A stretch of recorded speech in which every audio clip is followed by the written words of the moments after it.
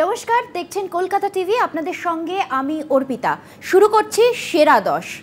তিহারে থেকেও কেষ্ট বোলপুরে বুকে অনুব্রত মণ্ডলের ছবি নিয়ে তৃণমূলের মিছিল। বোলপুরবাসীকে অভিনন্দন জানাতে তৃণমূলের মিছিল।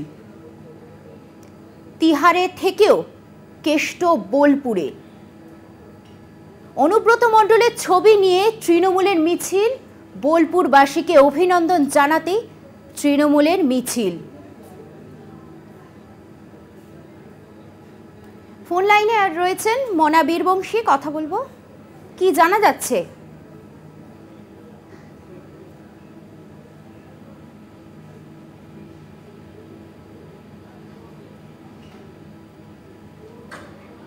কি জানা যাচ্ছে মনা?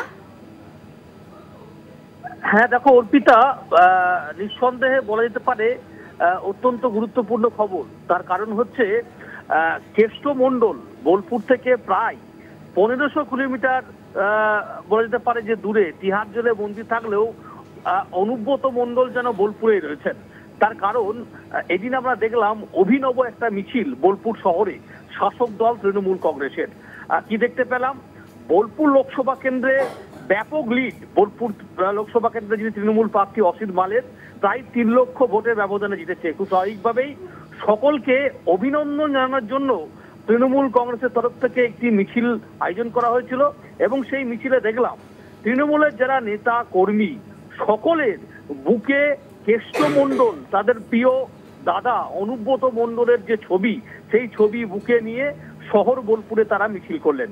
এবং অবশ্যই তৃণমূল কংগ্রেসের বক্তব্য যে যেহেতু বোলপুর লোকসভা কেন্দ্রে অসিত মাল প্রায় 3 লক্ষর কাছাকাছি যে ভোটে লিড দিয়েছেন, খুব স্বাভাবিকভাবেই এই যে ব্যবধানটা কম নয়, তার জন্যই শহর বোলপুরের মানুষকে অভিনন্দন জানানোর জন্য, শুভেচ্ছা জানানোর জন্য কিন্তু এই মিছিলের মূল নেতৃত্ব ছিলেন বোলপুর মানে জেলা তৃণমূল কোর কমিটির অন্যতম সদস্য সুদীপ্ত ঘোষ। এছাড়াও মিছিলে আমরা দেখলাম পা মেলাতে বোলপুর পৌরসভার চেয়ারম্যান পর্ণা ঘোষ, দেখলাম সুকান্ত হাজরা শহর ব্লক প্রেসিডেন্ট নরেশচন্দ্র বাউরি। এছাড়াও বোলপুর পৌরসভা যারা জনপ্রতিনিধি সকলেই ছিলেন। বোলপুর রেল ময়দান থেকে এই মিছিল বের হয় চিত্রা মোড় হয়ে, বোলপুর হাই স্কুল কলেজ মোড় হয়ে আবার চৌরাস্তায় এসে মিছিল শেষ হয়। তবে এই মিছিল থেকে একটি ঘটনা বা একটি দৃষ্টি সামনে এলো, সেটি হচ্ছে কেষ্ট মণ্ডল তিহারে বন্দী থাকলেও এজন্য কেষ্ট তার নিজের গড় বোলপুরে রয়েছেন। সেই প্রিয় কেষ্টদা তৃণমূল কংগ্রেসের কর্মী নেতাদের কাছে তাদের প্রিয় কেষ্টদা ছবি নিয়ে আপাতত ধন্যবাদ তোমাকে মনা। আমরা কথা বললাম মনা বীরবংশীর সাথে।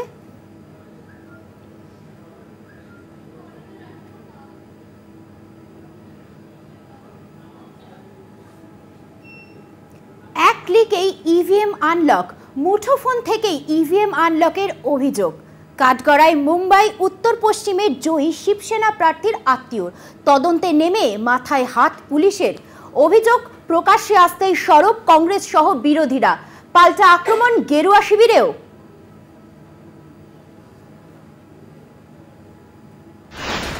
লোকসভা ভোটের ফল প্রকাশের কদিন পরই ইভিএম নিয়ে চাঞ্চল্যকর অভিযোগ কংগ্রেসের। কাঠগড়ায় মুম্বাইয়ের এনডিএর জয়ী প্রার্থী।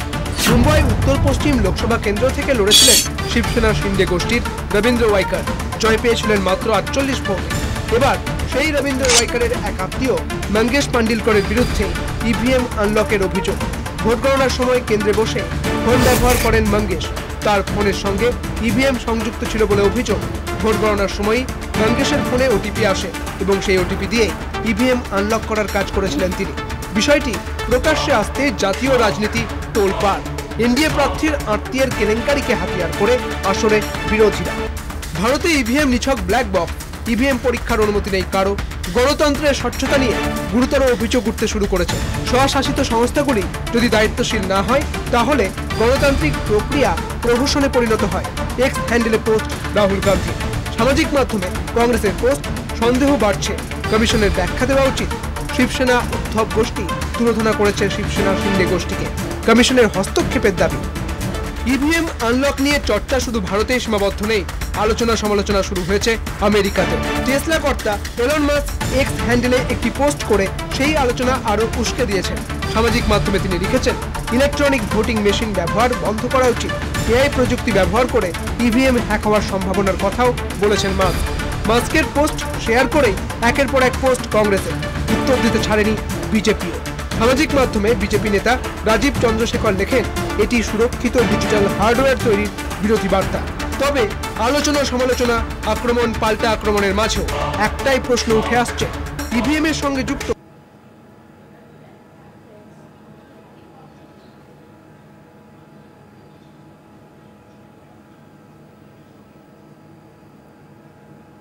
আপনাদের জানিয়ে রাখি, এই অভিযোগ নির্বাচন কমিশন অস্বীকার করেছে।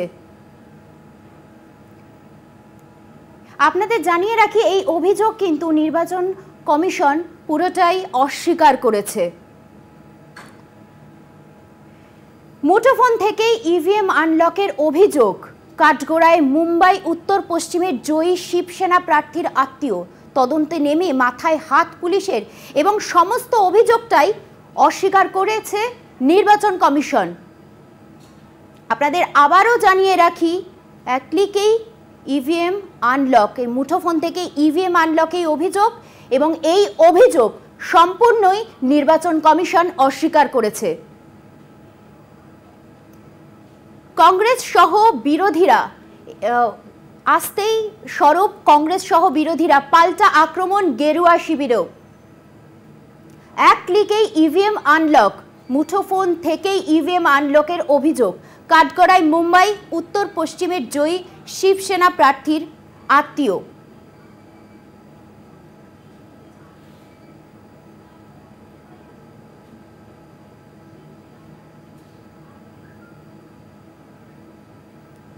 আমার সাথে এই মুহূর্তে রয়েছে অ্যাসাইনমেন্ট হেড দিব্যেন্দু ঘোষ। দিব্যেন্দু, কি জানা যাচ্ছে?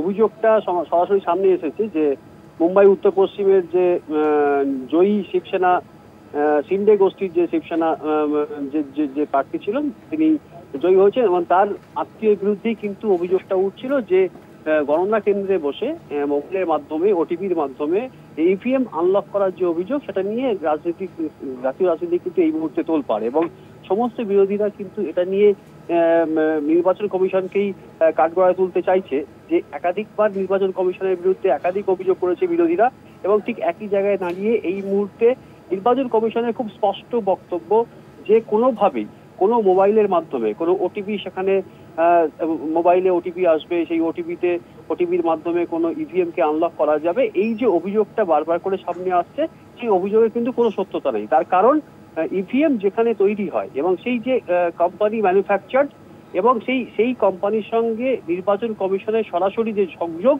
এবং এই ইভিএম কোনোভাবেই কোনো ওটিপি, কোনো রকম কোনো অন্য কোনো প্রযুক্তি, যে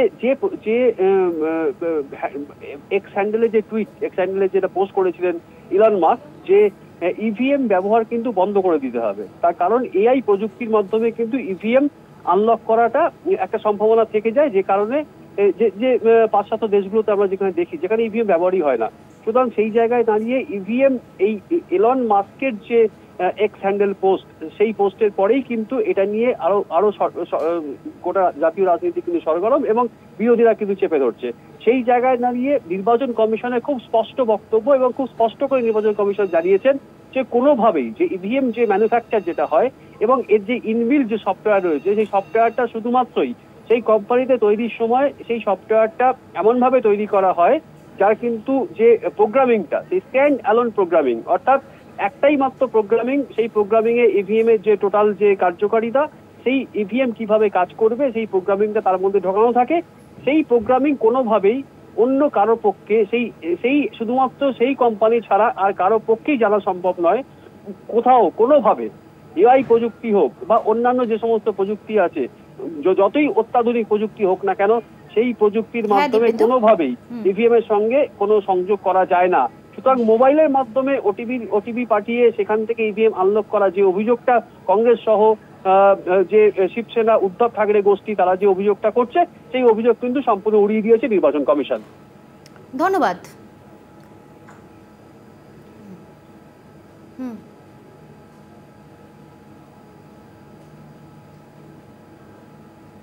এখন সময় একটা বিরতির, ফিরছি বিরতি নিয়ে, সঙ্গে থাকুন। ফিরে এলাম বিরতির পর যে খবরে আমরা নজর রাখছি, বঙ্গ বিজেপির ভোট পর্যালোচনা বৈঠকে দিলীপ থাকলেও গড়হাজির শুভেন্দুর দাবি অমিত শাহের নির্দেশে কোচবিহারে আক্রান্ত ও ঘরছাড়াদের সঙ্গে দেখা করতে যান সুকান্ত। দিলীপও গেলেন, তবে পর্যালোচনা বৈঠকের পরের দিন সভাপতি প্রশ্ন উঠতে শুরু করেছে, দিলীপ থাকাতেই কি বৈঠক এড়ালেন শুভেন্দু? লোকসভা ভোটের পর শনিবার প্রথম পর্যালোচনা বৈঠকে বসে বঙ্গ বিজেপির শীর্ষ নেতৃত্ব। ভোটের ফলাফল পর্যালোচনা, উপনির্বাচনের প্রার্থী বাছাইয়ের মতো গুরুত্বপূর্ণ আলোচনা হয় সেই বৈঠকে। দিলীপ থাকলেও সেই বৈঠকে ছিলেন না শুভেন্দু অধিকারী। বিরোধী দলনেতার দাবি, কেন্দ্রীয় স্বরাষ্ট্রমন্ত্রী অমিত শাহের নির্দেশে তিনি কোচবিহারে ঘরছাড়া বিজেপি কর্মীদের সঙ্গে দেখা করতে যান। বঙ্গে বিজেপির বিপর্যয়ের পরে ঘরে বাইরে অনেকটাই ব্যাকফুটে শুভেন্দু। ভোটে হারার পর শীর্ষ নেতৃত্বের নাম না করে দিলীপের তুলোধনাতেও বিজেপি যথেষ্টই অস্বস্তিতে। এই পরিস্থিতিতে দলের গুরুত্বপূর্ণ বৈঠকে শুভেন্দুর অনুপস্থিতি বিতর্ক উস্কে দিয়েছে। বিশেষ করে বৈঠকের পরদিন যখন দিলীপ সুকান্ত ঘরছাড়াদের সঙ্গে দেখা করতে যাচ্ছেন, দক্ষিণ 24 পরগনায় আক্রান্ত বিজেপি কর্মী সমর্থকদের সঙ্গে দেখা করতে যান বিজেপির রাজ্য সভাপতি তথা কেন্দ্রীয় শিক্ষা প্রতিমন্ত্রী সুকান্ত মজুমদার। দেখা করে ঘরছাড়াদের ঘরে ফেরানোর আশ্বাসও দেন তিনি। লোকসভা ভোটে হারের পর রবিবার প্রথম বর্ধমানে যান দিলীপ ঘোষ। রবিবার সূর্য দুপুরে বর্ধমানের ঘোড়দৌড় চটিতে বিজেপির দলীয় কার্যালয়ে উপস্থিত হন তিনি। সেখান থেকে দলীয় কর্মী ও ভোট পরবর্তী হিংসায় ঘরছাড়াদের সঙ্গে কথা বলেন তিনি। সুকান্ত কেন্দ্রীয় মন্ত্রী, রাজ্য বিজেপির সভাপতির পদে বসবেন অন্য কেউ। দিলীপ ঘোষকে নিয়ে জল্পনা বাড়ছে। কয়েকদিন আগে দিলীপের পায়ে হাত দিয়ে সুকান্তর প্রণামের ছবিও ভাইরাল। দিলীপ সুকান্তর দূরত্ব কমার ইঙ্গিতও মিলছে। এই পরিস্থিতিতে শুভেন্দুর বৈঠক এড়িয়ে যাওয়া নিয়ে নতুন করে জল্পনা দানা বাঁধছে। কলকাতা টিভি। রেশনের বস্তা বস্তা আটা পাচার করায় পুলিশের হাতে গ্রেফতার কাকদ্বীপের এক ব্যবসায়ী। গোপন সূত্রে খবর পেয়ে কাকদ্বীপের স্বরূপনগর এলাকায় অভিযান চালিয়ে উদ্ধার হয় প্রায় 45 বস্তা আটার প্যাকেট। অন্যদিকে কম রেশন দেওয়ার অভিযোগে কালচিনিতে বিক্ষোভ চা বাগানের শ্রমিকদের। রেশন বন্টন দুর্নীতি মামলার তদন্তে দফায় দফায় উত্তপ্ত হয়েছে রাজ্য রাজনীতি।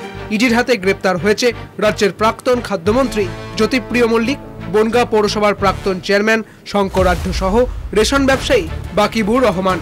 তদন্তের খাতিরে ইডি দপ্তরে ডেকে পাঠানো হয় অভিনেত্রী ঋতুপর্ণা সেনগুপ্তকে। এমনকি রেশন দুর্নীতির তদন্তেই সন্দেশখালীর বেতাজ বাদশাহ শাহজাহান শেখের বাড়িতে গিয়েও আক্রান্ত হয়েছিলেন ইডির আধিকারিকেরা। এবার ফের একবার রেশন দুর্নীতি কাণ্ডে উত্তপ্ত বাংলা। রেশনের বস্তা বস্তা আটা পাচার করায় পুলিশের হাতে গ্রেপ্তার কাকদ্বীপের এক ব্যবসায়ী। ধৃত ব্যক্তির নাম মধুসূদন দাস। কোস্টাল থানার স্বরূপনগরের একটি গোডাউন থেকে কুলপির একটি গোডাউনে 4050 প্যাকেট আটা পাচার করার সময় পুলিশের হাতে ধরা পড়েন ওই ব্যবসায়ী। ধৃতের বিরুদ্ধে ভারতীয় দণ্ডবিধি 379, 413, 414 ধারায় মামলা রুজু করা হয়েছে। অন্যদিকে কালচিনি ব্লকে কম রেশন দেওয়ার অভিযোগে বিক্ষোভ দেখান বাসিন্দারা। অভিযোগ, 225 বস্তা রেশন সামগ্রী ভর্তি একটি গাড়ি আসছিল কালচিনির কোঅপারেটিভে, তবে মাঝপথে সেখান থেকে 50 বস্তা নামিয়ে অন্যত্র পাঠিয়ে দেওয়া হয়। এরপর কালচিনিতে গাড়ি প্রবেশ করলে তা নিয়ে বিক্ষোভ দেখান শ্রমিকরা। তাদের সঙ্গে বিক্ষোভে সামিল হন তৃণমূল নেতৃত্ব। রাজ্য জুড়ে রেশন দুর্নীতির অভিযুক্তদের সঙ্গে প্রায় 50 জনের লেনদেনের তথ্য সামনে এসেছে, এমনটাই জানা গিয়েছে ইডি সূত্রে। অভিযুক্তদের থেকে তথ্য নিয়ে 50 জনের তালিকাও ইডি তৈরি করে। একে একে ওই ব্যক্তিদের তলব করা হতে পারে বলেও জানিয়েছেন ইডি আধিকারিকেরা। কলকাতা টিভি।